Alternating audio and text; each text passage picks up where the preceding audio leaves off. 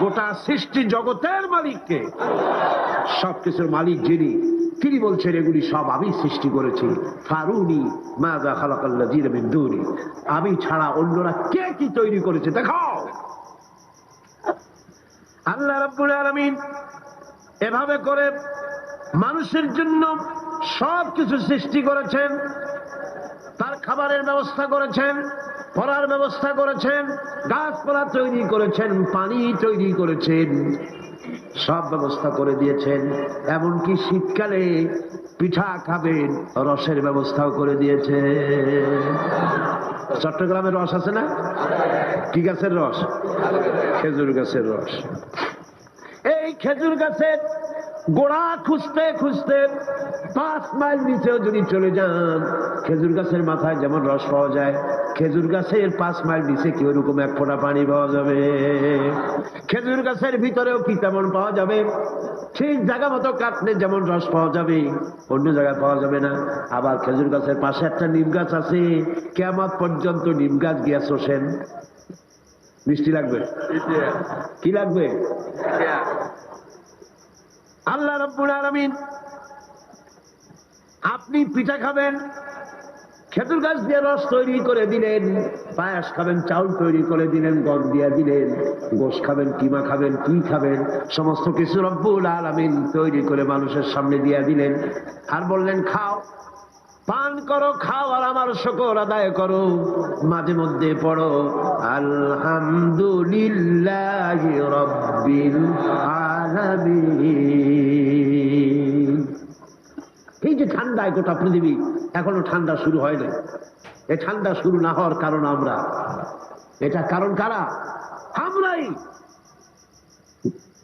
Global ক্লাইমেটের change এসেছে, গোটা দুনিয়া আবহাওয়ার পরিবর্তন হয়ে গিয়েছে। শীতের সময় শীত নাই, গরমের সময় গরম নাই। এটা কি খুব ভালো? এটা কি? এটা রোগ ব্যাধি বেশি হওয়ার লক্ষণ।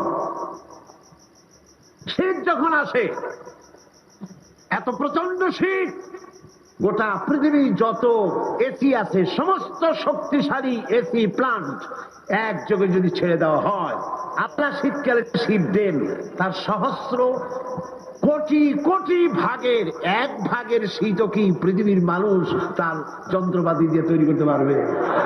পারবে।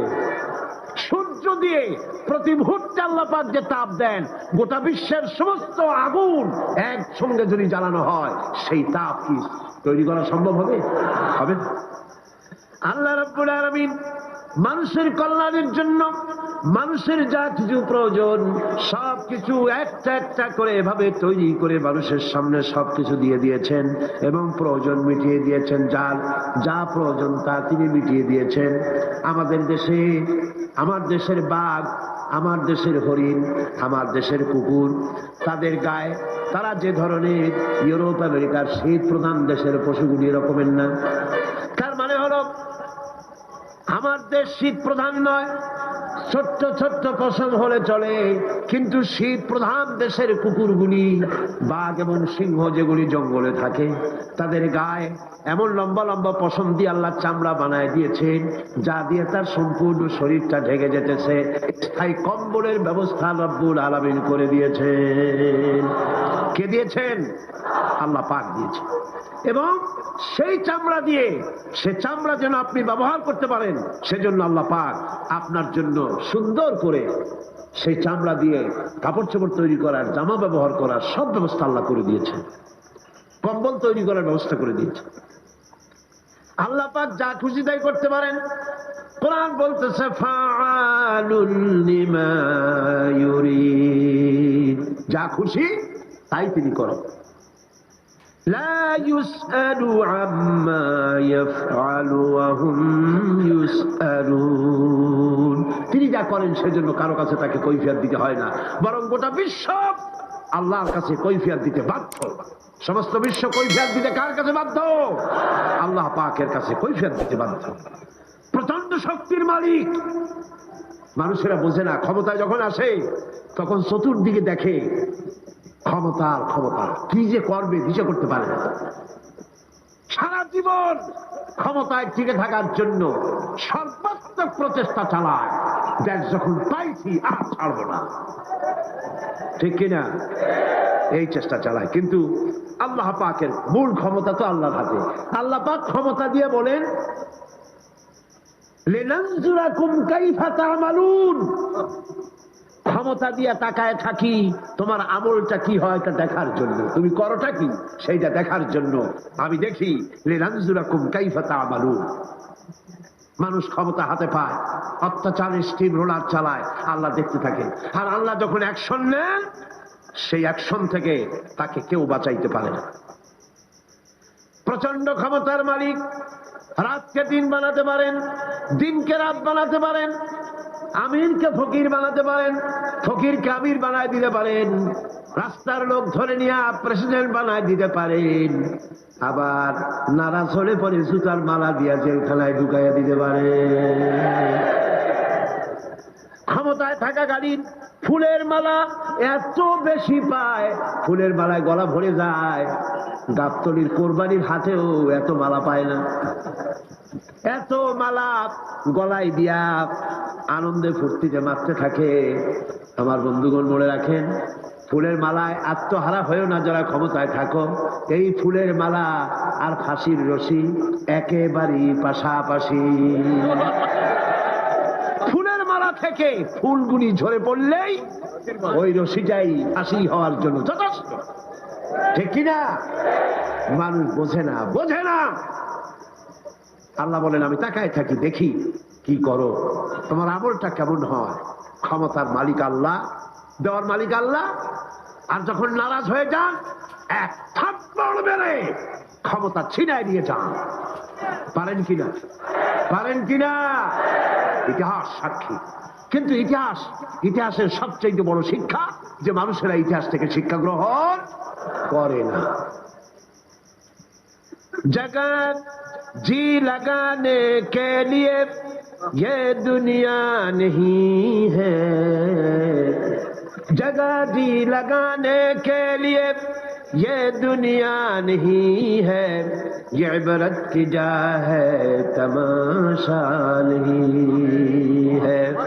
पृथ्वी खेल तमाशा করার জায়গা না। ইতিহাস থেকে শিক্ষা নাও, পূর্বপুরুষদের দিকে তাকাও। আল্লাহ দিনের কর্মীদের উপরে আঘাত লাগাবার কারণে বংশ শুদ্ধ আল্লাহ সাফ করে দিয়েছেন। দেন নাই? সে আল্লাহ আছে না নাই? চিল্লায় কোন আছে না নাই? সে আল্লাহ পাক আছে। সে আল্লাহকে ভয় করে। ইত্তাকিল্লাহ, সে আল্লাহকে ভয় করে। আল্লাহ পাক ইচ্ছে করলে ক্ষমতা দিতে পারেন, ইচ্ছে করলে ক্ষমতা ছিনায়ও নিতে। সে আল্লাহ রাব্বুল আলামিন ক্ষমতা দেওয়ার মালিক, ক্ষমতা ছিনিয়ে নেওয়ার মালিক, হায়াতের মালিক, মওতের মালিক। মওতের মালিককে, খাবারের মালিককে, হাসাবার মালিককে, কাঁদাবার মালিককে, সব কিছুর মালিককে আল্লাহ রাব্বুল আলামিন। ইন্নাল্লাহা আলা কুল্লি শাইইন কাদির। সব কিছুই উপরে তিনি ক্ষমতাবান, যা খুশি তাই তিনি করেন। এ হচ্ছে আল্লাহর সৃষ্টি। সবকিছু আল্লাহ সৃষ্টি করেছেন। বরং কাফের বেঈমান যারা অস্বীকার করে আল্লাহ রাব্বুল আলামিন, সেই মানুষেরাই বুঝতে পারে না। বরং মানুষ যা কিছু তৈরি করেছে তা সবই আল্লাহর বানানো জিনিস, তার থেকেই করেছে, কথাটা বুঝে আসে না। মানুষ না বুঝেই বিজ্ঞানকে সবকিছুর প্রশংসা বিজ্ঞানের জন্য করে, বিজ্ঞানের জন্যই প্রশংসা অস্থির হয়ে যায়। যেমন ধরুন, রাজশাহী বিশ্ববিদ্যালয়ে আপনার ছেলে পড়ে, 6 মাস টাকা পয়সা পায় না, ধার খরচ করিয়া তার 6টা মাস চালায়। হঠাৎ করে পিয়ন মানি অর্ডার ফর্ম নিয়ে হাজির, 6,000 টাকা পাঠাইছে বাপে। টাকাগুলি নিয়ে সই করে পিয়নের কদমবুসি করে যে বাবাজি এতদিন পরে টাকা নিয়ে আসছেন, আপনার প্রতি আল্লাহ রহম করুন। এটা বুদ্ধিমান না বেকু? বুদ্ধিমান না বেকু?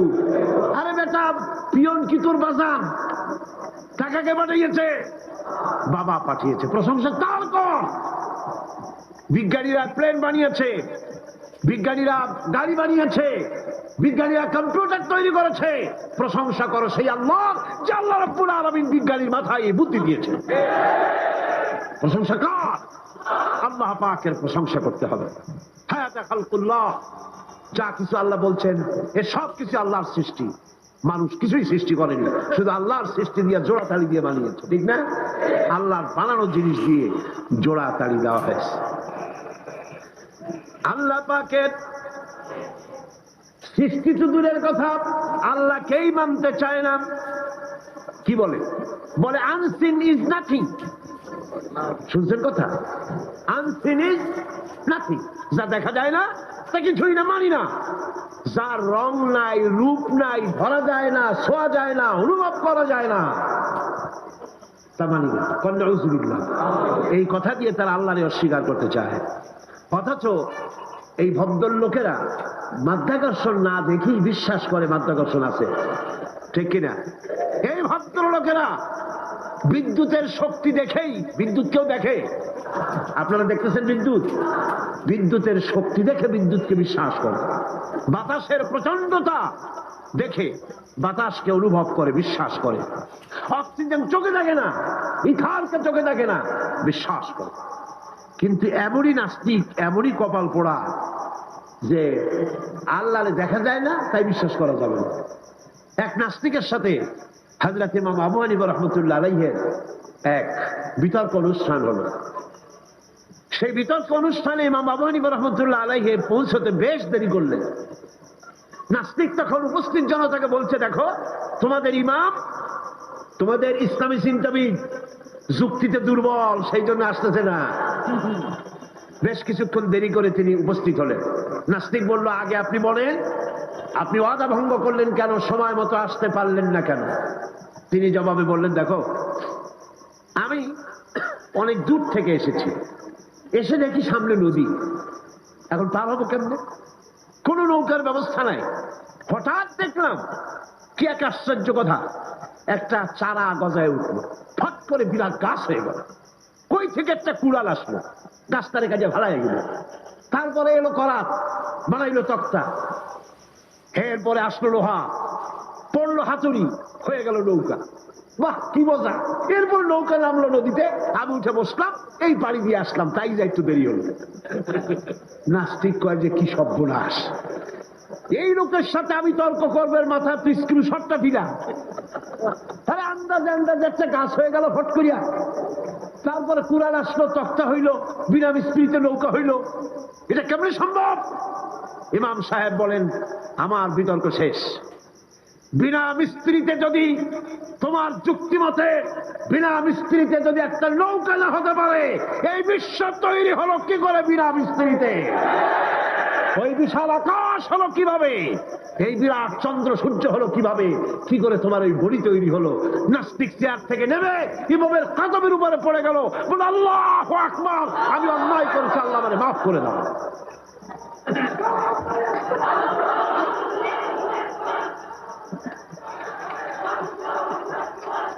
নাস্তিক ঘোষণা করে দিল, লা ইলাহা ইল্লাল্লাহু মুহাম্মাদুর রাসূলুল্লাহ। জোরে সরে বলেন, লা ইলাহা ইল্লাল্লাহু মুহাম্মাদুর রাসূলুল্লাহ। লা ইলাহা ইল্লাল্লাহ।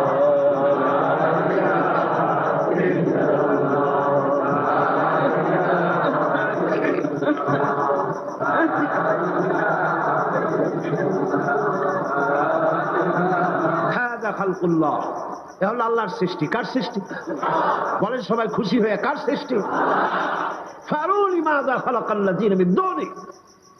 আল্লাহ ছাড়া কে কি বানাইছে? দেখো সব কে বানিয়েছে?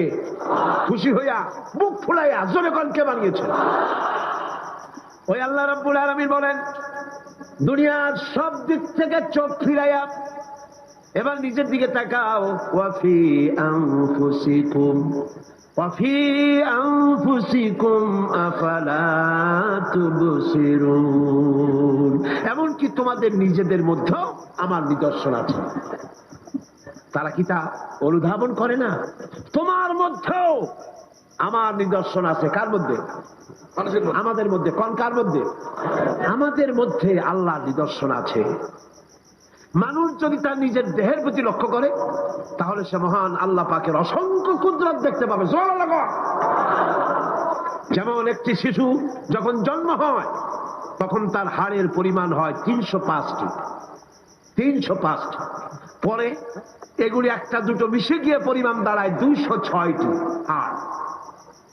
560টি পেশি দিয়ে এই হাড়গুলিকে বেঁধে রাখা হয় এবং মোট গিরার পরিমাণ দাঁড়ায় 100 গিরা। আপনি কি জানেন আপনার আঙ্গুলের মাথা থেকে বাহু পর্যন্ত কয়টা গিরা আছে? গণবেন কখন? কিলাকিলি করেই তো কুল পান না। দেখেন না গিরা কতগুলা আঙ্গুলের, এই আঙ্গুলের মধ্যেই কতগুলা গিরা। এখানে গিরা, সেখানে গিরা, এখানে গিরা, এখানে গিরা, এখানে গিরা, বাহুতে গিরা। গিরা যদি একটাও না হতো হাতটা হাত হইতো না। হাত কি হইতো? লাঠি হইতো। ভাত খাওয়া যাইতো না। ভাত খাইতে গেলে মাখানো লাগে কিনা? মাখানো লাগে না? মাখাইবেন কি দিয়ে? হাতগুলা, আঙ্গুলে গিরা নাই, সব কাঁটা চামচ। আর কেলুতে গিরা নাই, হাত ক্লোজ হবে না, নিজের মুখে আসবে না। দুই হাতের মাথায় একজন বসবে, একজন আর একজনের খাওয়াবে। তাও আবার খাওয়াই দিকে মুখের মধ্যে না গিয়ে নাকের সিধার মধ্যে গিয়ে হাসতেছেন। সুবহানাল্লাহ। তোমার ভেতরে আমার নিদর্শন আছে। লক্ষ কোটি সেল এবং নার্ভ সেল দিয়ে জটিল মেশিন পত্রের সমন্বয় এই দেহ তৈরি করা হয়েছে এবং এই শরীরের ভিতরে দুটো মূল্যবান জিনিস আছে। তার একটি হচ্ছে কন্ট্রোল রুম, যাকে বলা হয় ব্রেইন। যেটা কি? ব্রেইন। আরেকটি হচ্ছে জেনারেটর। সেই জেনারেটরটা কি? হার্ট, আপনার হৃৎপিণ্ড। ওয়াফি আনফুসিকুম আফালা তুবসিরুন। লক্ষ্য করো না কেমনে? তোমার শরীরের দিকে তাকাও না। Brain, control room. হার্টের কাজ হচ্ছে রক্তগুলিকে সার্কুলার করা, রক্তগুলিকে পৌঁছে দেওয়া সর্বত্র। যা খাচ্ছেন সমস্ত খাদ্যগুলিকে, রক্ত তৈরি হচ্ছে, হার্টের কাজ হলো এটাকে এইভাবে করে করে পৌঁছে দেওয়া। আর এই রক্তগুলি যদি না পৌঁছায়, শরীরের যে অংশে রক্ত পৌঁছাবে না সে অংশ কি হবে? প্যারালাইজড হবে, অবশ হবে। মাশাআল্লাহ, আপনারা সব ডাক্তার বুঝতে পারতেছেন, কথা বুঝে ফেলতেছেন। আলহামদুলিল্লাহ। রক্ত পৌঁছাবে না, প্যারালাইজড হয়ে যাবে। এই জন্য আল্লাহ কি করেছেন? পায়ের বুড়ো আঙ্গুল থেকে শুরু করে মস্তিষ্কের মাথা পর্যন্ত অসংখ্য নার্ভ, শিরা, উপশিরা দিয়ে ভরে দিয়েছেন। কত শিরা, কত উপশিরা! চিকিৎসা বিজ্ঞানীরা বলেছেন মানুষের দেহের ভিতরে যত শিরা এবং উপশিরা আছে সবগুলি যদি বের করে একটার সাথে আর একটা গিরা দেওয়া হয় তাহলে তা এত লম্বা হবে যা দিয়া গোটা পৃথিবী 3 বার ঘোরা যাবে। এই শিরা উপশিরা গুলি যদি ছিঁড়ে ছিঁড়ে শরীর থেকে বের করে করে পাশাপাশি যদি সাজানো হয় তাহলে 3 একর জমিন লাগবে সাজায়া রাখতে। এত শিরা উপশিরা দিয়ে এই পৃথিবী, এই শরীরটাকে আল্লাহ পাক সাজিয়ে দিয়েছেন, গুছিয়ে দিয়েছেন। অসংখ্য শিরা উপশিরা। হার্টের কাজ হলো রক্ত আসতেছে পাঞ্চ করে করে, এভাবে করে করে রক্ত পৌঁছায় দিচ্ছে হার্ট থেকে, তার মাথা থেকে শুরু করে পা পর্যন্ত। হার্ট প্রতি মিনিটে 10 পাউন্ড রক্ত সঞ্চালন করছে। ব্যায়ামের সময় এর পরিমাণ গিয়ে দাঁড়ায় 30 পাউন্ডে। এবং এক সময় যদি আপনি আহত হন, অনেকগুলি রক্ত যদি বেরিয়ে যায়, অন্তত 2.5 পাউন্ডের মতো রক্ত আপনার শরীরের মধ্যে সব সময় রিজার্ভ থাকে। কে রাখে? কে রাখে? কে রাখে? এবার আপনার হার্ট যদি দুর্বল হয়, হার্ট অ্যাটাক হয় না? চিটাগাঙ্গে নাও হইতে পারে, নাকি হয়? হার্ট যদি অ্যাটাক হয়, হার্ট অ্যাটাক হয় কেন? হার্টের যেই জিনিস ভেতর দিয়ে রক্তগুলি প্রবাহিত হয়, আর্টারি যেগুলি, এই আর্টারিগুলি যদি অতিরিক্ত চর্বির কারণে, অনেকে তো খায় জন্মের খাওয়া, ডাইনি বাই তাকায় না, সুবহানাল্লাহ, 4 আঙ্গুল কপাল বাদ দিয়ে সব পেট। খাওয়ার সময় বিসমিল্লাহ কয় না, শেষেও আলহামদুলিল্লাহ কয় না, খায় আর কয় যা মজা হইছে।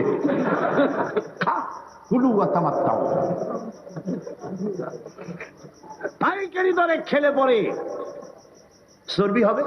এই চর্বিগুলো গিয়ে হার্টের যে আর্টারিগুলি আছে, রগ আছে, এই রগগুলির ভিতরে চর্বি জমে যায়।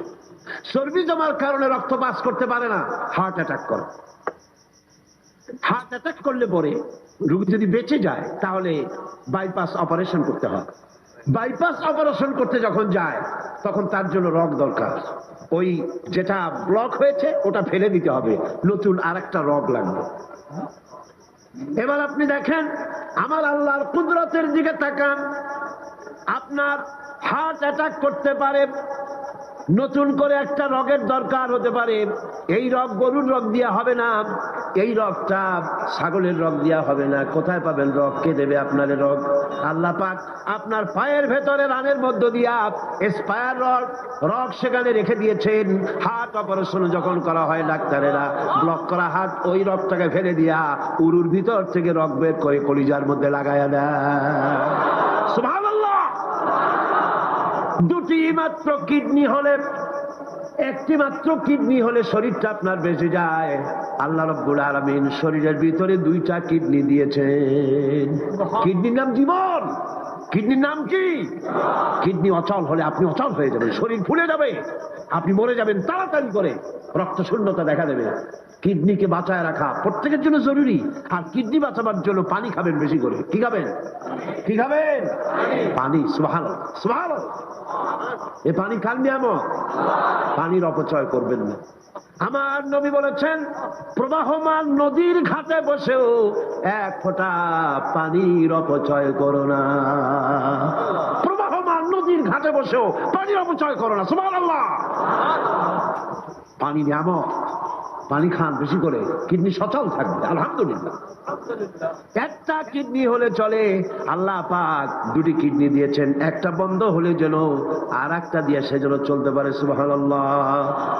মানুষের শরীরের ভেতরে এই পরিমাণ লেমন আছে যা দিয়া একটা ঘর সাদা বানানো যায়, এই পরিমাণ ফসফরাস আছে যা দিয়া 2500 ম্যাচ বানানো যায়।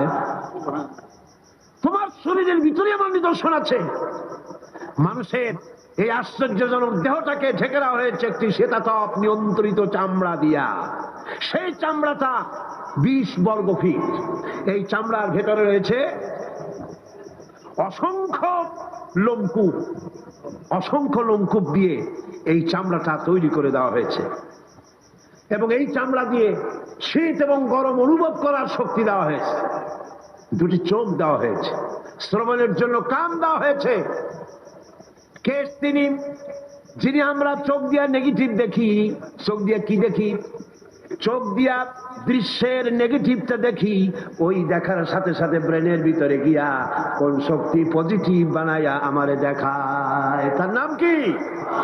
আমার কানের ভিতরে অসংখ্য শব্দ চতুর্দিক থেকে আসে, শব্দগুলিকে বিন্যস্ত করে একটা একটা করে শুনবার জন্য আমার কে কানের ভিতরে কে ব্যবস্থা করে দিয়েছেন? তার নাম কি? একটা মাত্র জিহ্বা, একটি মাত্র জিহ্বা মুখের মধ্যে আল্লাহ দান করেছেন। এই জিহ্বার ভিতরে কত স্বাদ আল্লাহ রব্বুল আলামিন দান করে দিলেন। এই জিহ্বায় রসগোল্লার স্বাদ একরকম, জিলাপির স্বাদ আর একরকম, চানাচুরের স্বাদ একরকম, পুঁটি মাছের স্বাদ একরকম, লোট্টা ফিশের স্বাদ আর একরকম, ঠিক কিনা? শুটকি মাছের স্বাদ আর একরকম, কাবাবের স্বাদ আর একরকম, আপেলের স্বাদ একরকম, বড়ের স্বাদ একরকম। একটা জিহ্বা দিয়া হাজারো স্বাদ নেওয়ার তৌফিক দিলেন আল্লাহ। সেই খাবার সময় বিসমিল্লাহ বলে না, পরেও আলহামদুলিল্লাহ কয় না। এত নিয়ামত দিয়ে আল্লাহ পাক এই সজীব শরীরকে সাজিয়েছেন, শরীরটাকে সুন্দর করেছেন, সুগঠিত করেছেন। আল্লাহ পাক বলেন তোমার শরীরের ভিতরে রয়েছে আমার দৃষ্টান্ত, এগুলি দেখো। তোমার ব্রেইন, মানুষের মাথায় যে মাথার ভিতরে যে ব্রেইন দেওয়া হয়েছে, এর ভিতরে রয়েছে অসংখ্য সেল, যার মধ্যে বুদ্ধি, প্রজ্ঞা, সুখ, দুঃখ, মেমোরি। এই পৃথিবীতে মানুষের মাথায় যে ব্রেন দেওয়া হয়েছে, এটা সর্বোচ্চ ওজন হচ্ছে 3 পাউন্ড। 3 পাউন্ড ওজনের এই বস্তুটিকে রাখা হয় মাথার খুলির মধ্যে, মাথার মাঝখানে। এই ব্রেন দেহের কোটি কোটি সেনা প্রহরীকে পাহারার কাজে লাগায়। ব্রেন বুদ্ধি করে, বুদ্ধি দিয়ে লাগায়। কম্পিউটারের যে মেমোরি শক্তি আছে, পৃথিবীর মানুষের মাথায় আল্লাহ পাক যে মেমোরি দিয়েছেন, যে স্মৃতি শক্তি দিয়েছেন, সারা পৃথিবীর সমস্ত ডাটা, সমস্ত ইনফরমেশন সবগুলি মানুষ যদি তার মেমোরিতে নিয়ে নেয়, তারপরেও আল্লাহ পাক মেমোরিতে এত জায়গা করেছেন যে তার 1,00,000 ভাগের 1 ভাগও ভরবে না। এই ব্রেন দিয়ে আল্লাহ পাক মানুষকে বুঝতে বলেছেন, তাকাও, লক্ষ্য করো, আমার পৃথিবী দেখো, দুনিয়া দেখো, নিজেকে দেখো এবং আমার অস্তিত্বের কথা স্বীকার করো। আমি তোমাকে সৃষ্টি করেছি।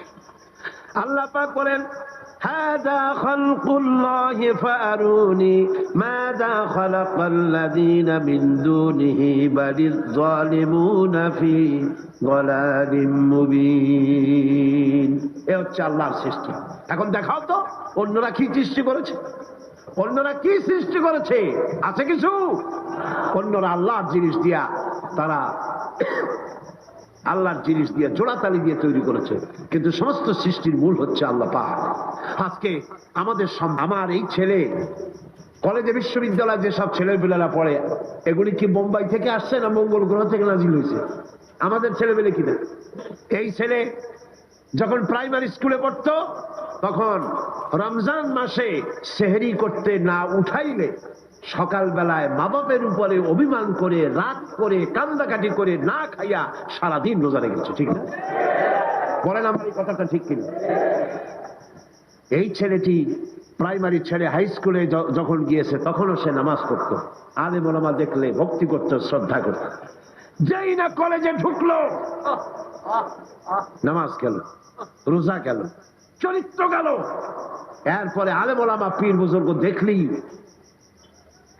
বলতে থাকে, এরা এই দেশটারে খাইছে। দেশ খাইলো কেমন? আলেম ওলামারা তারা কি দেশে কখনো ক্ষমতায় গেছে? বলেন গেছে? আলেম ওলামা তো জীবনে ক্ষমতাই যায় নাই, তারা দেশ খাইলো কি করে? যারা ক্ষমতায় থাকে ওরা খায় না, যারা ক্ষমতায় যায় না ওরা খায় জম্মের খাওয়া। আশ্চর্য কথা, এরা এই দেশটারে খাইছে। নামাজ নাই, রোজা নাই, তারপরে বলা শুরু করে আল্লাহ নাই। এরপরে ডুফুর্তি, নো চিন্তা, জেনা, ব্যভিচার, মদ, জুয়া ইত্যাদিতে লিপ্ত হয়ে গেল। আমার সোনার টুকরা ছেলে যেই না গেল বিশ্ববিদ্যালয়, কয়লার টুকরায় পরিণত হয়ে গেল। ঠিক কিনা? এটা কে করলো? কে করলো? করেছে এক শ্রেণীর শিক্ষক নামের কলঙ্ক, যারা শান্তিনিকেতনের গোলাম,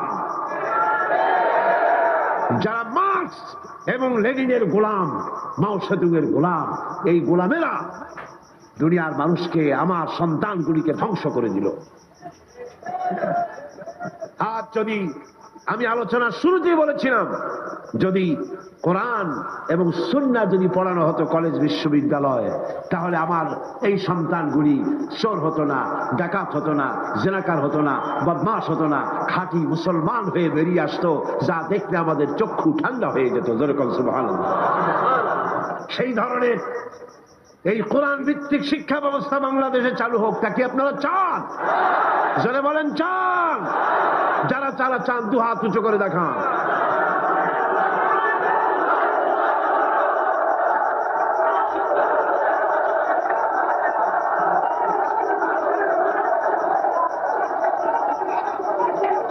বসুন, বসুন। হাত তুলতে বলেছি, মাথা তো তুলতে বলিনি। আল্লাহ রাব্বুল আলামিন তিনি কোরআন দিয়েছেন মানুষকে শিখবার জন্য, চরিত্র বানাবার জন্য, দিনদার হওয়ার জন্য। এই কোরআন এবং সুন্নাহর বদৌলতেই পৃথিবীতে শান্তি এসেছিল, পৃথিবীতে অর্থনৈতিক মুক্তি এসেছিল, মানুষ সুখ পেয়েছিল, মানুষ সৌন্দর্য পেয়েছিল।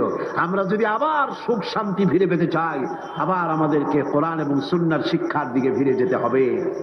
এর কোন বিকল্প আছে? কোন বিকল্প নাই। সেই কোরআন সুন্নাহর দিকে আমরা কিভাবে যাব, সেই বর্ণনা হবে আগামীকাল ইনশাআল্লাহ। তাওহীদের পথে, শিরক থেকে বেঁচে আল্লাহর পথে আগাবার জন্য আমরা তৈরি হয়ে যাই। মুনাজাতের জন্য দাঁড়ানো ভাইরা সবাই বসুন। যত ভাই দাঁড়ানো, সমস্ত ভাইয়েরা যার যার জায়গায় বসে পড়ুন, মুনাজাতে শরীক হন। اللهم آمين. ربنا ظلمنا أنفسنا وإن لم تغفر لنا وترحمنا لنكونن من الخاسرين ربنا لا تزغ قلوبنا بعد إذ هديتنا وهب لنا من لدنك رحمة إنك أنت الوهاب. هيا الله تعالى বিশাল এই জনসমুদ্র নিয়ে তোমার দরবারে কোরআনে কারীমের আলোচনা করে হাত তুলেছি, মেহেরবানি করে সওয়াবটুকু জনাবে মুহাম্মদ রাসূলুল্লাহ সাল্লাল্লাহু আলাইহি সাল্লামের রূহ মুবারকে পৌঁছিয়ে দাও। तमाम পৃথিবীর মাটির নিচে যত মুমিন মুমিনাত শুয়ে আছেন তাদের আরওয়ার পরে সওয়াব পৌঁছায় দাও। আয় আল্লাহ তাআলা, আমাদের মধ্য থেকে যাদের মা বাপ দুনিয়া থেকে জন্মের মতো বিদায় হয়ে গেছে, কবরগুলিকে জান্নাতের টুকরা বানায়া দাও। রব্বির হামহুমা কামা রব্বায়ানি সগীরা। সবাই পড়েন রব্বির হামহুমা কামা রব্বায়ানি সগীরা। আয় আল্লাহ তাআলা, বিশাল এই মাহফিলে কোরআন শোনার জন্য কোরআনের পাগল মুসলমানেরা, অমুসলিমরা দূর দারাজ থেকে, বিভিন্ন জেলা থেকে, আশেপাশের দেশ থেকে কোরআন শোনার জন্য আসে। আল্লাহ তুমি দয়া করে কোরআনের হেদায়েত আমাদের নসিব করে দাও। আমাদের এই দেশটি কোরআনের শাসন দিয়ে পরিচালিত হয়েছে, এই দৃশ্য আমাদের চোখে দেখার তৌফিক দান করে দিও। হায় আল্লাহ তাআলা, এ বিশাল মাহফিল পরিচালনা করতে গিয়ে ইসলামী সমাজ কল্যাণ পরিষদ প্রতি বছর হিমশিম খেয়ে যায়। সামান্য একটা মেয়ের বিয়েতে কত টাকা লাগে, লক্ষ লক্ষ টাকা সেখানে খরচ হয়ে যায় ছেলে মেয়ের বিয়েতে। আর এত বড় বিশাল প্যান্ডেল, এত লাইট, এত মাইক, এত প্রচার, এত মাইকিং, এত হ্যান্ডবিল, এত পোস্টার, এত মেহমান। আয় আল্লাহ তাআলা, এত ভলেন্টিয়ার, কত বেশি খরচ হতেছে। আল্লাহ তোমার বান্দাদেরকে বোঝার তৌফিক দিয়ে দাও। তোমার দিনদার, ইমানদার, মালদার সমস্ত মানুষদেরকে এই বিশাল মাহফিলে আর্থিক দিক থেকে সহযোগিতা করার তৌফিক দান করে দাও রব্বুল আলামিন। 5 দিন মাহফিলের 2 দিন চলে গেল, আর 3 দিন আমাদের সামনে তোমার কুদরতের আপন কুদরতি নিজাম দিয়া বাকি 3 দিন আল্লাহ তুমি চালাইয়া দিও। এই মাহফিল যেন ঋণগ্রস্ত হয় না, আল্লাহ ঋণ পরিশোধের তৌফিক দান করে দিও রব্বুল আলামিন। সকলকে হেদায়েত নসিব করে দিও। আয় আল্লাহ তাআলা, আমাদের জীবনের রোগ ব্যাধি মাফ করে দিও, আমাদের আশা আকাঙ্ক্ষা জীবনের নেক বাসনা পুরা করে দিও। মা বোনেরা কষ্ট করে আসেন, আয় আল্লাহ মা বোনদের উপরে তোমার খাস রহমত নাজিল করো। আগামী বৃহস্পতিবার মা বোনদের জন্য আলাদা ভাবে সকাল বেলায় যে আয়োজন করা হবে, আয় আল্লাহ সেখানে সমস্ত মহিলাদেরকে আসার তৌফিক দান করে দিও। তাদের জন্য আলাদা ভাবে কোরআনের কথা, হাদিসের কথা তাদের শোনাবার তৌফিক দান করে দিও রব্বুল আলামিন।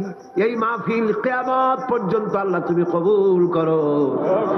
এই মাঠ যারা দিলেন, আয় আল্লাহ প্যারেড ময়দান, রজব-আলী ময়দান যারা ছেড়ে দিল, আল্লাহ তুমি তাদেরকে জান্নাতের ময়দান ছেড়ে দিও রব্বুল আলামিন। কোরআনের কথা আজকে বললাম, কোরআনের শিক্ষার কথা বললাম। আমার জাতিকে, এই দেশের সরকারকে এই কথাটা বোঝার তৌফিক দান করে দাও। ধর্ম নিরপেক্ষ মতবাদ একটি কুফরি মতবাদ, মুসলমানদের জন্য গ্রহণযোগ্য মতবাদ এটা না। এই জিনিসটা তাদের বোঝার তৌফিক দাও। ধর্ম নিরপেক্ষ শিক্ষা ব্যবস্থাকে দূরে ছুঁড়ে মেরে কোরআন সুন্নাহ অনুযায়ী ইসলামী শিক্ষা চালু করার তৌফিক এদের দিয়ে দাও। আয় আল্লাহ, যে সমস্ত মেহমানদেরকে এখানে দাওয়াত দেওয়া হয়েছে, সমস্ত মেহমান সহি সালামতে তাদের যাতায়াতের ব্যবস্থা করে দিও এবং তাদেরকে সুন্দর করে উপস্থাপনা করার, বলার তৌফিক দান করে দিও রব্বুল আলামিন। তুমি আমাদের দিলের সমস্ত নেক কামনা পুরা করো এবং আমাদেরকে তোমার খাঁটি গোলামদের মধ্যে শামিল করো রব্বুল আলামিন। কিয়ামতের দিন তুমি মেহেরবানি করে আমাদেরকে তোমার গোলাম হিসাবে কবুল করে নিও। ربنا تقبل منا إنك أنت السميع العليم وتب علينا إنك أنت التواب الرحيم سبحان ربك رب العزة عما يصفون وسلام على المرسلين الحمد لله رب العالمين واجعل آخر كلمة عند الموت لا إله إلا الله محمد رسول الله। السلام আসসালামু আলাইকুম রহমতুল্লাহ।